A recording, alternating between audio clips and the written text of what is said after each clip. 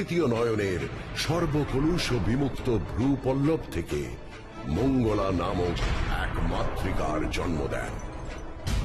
স্বচ্ছ দেহধারিণী এই মাতৃকা শিবের বাণে অধিষ্ঠিত হন।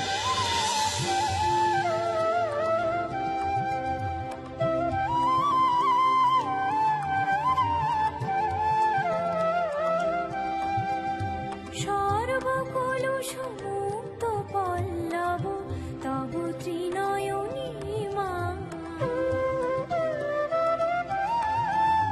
সর্বকলুষমুক্ত পল্লব তব ত্রিনয়নী মা, তোমারি সৃজিতা আমি মঙ্গলা, তোমারি সৃজিতা আমি মঙ্গলা। স্বচ্ছই দেহ মহাদেব স্বরে আমি অধিষ্ঠিতা,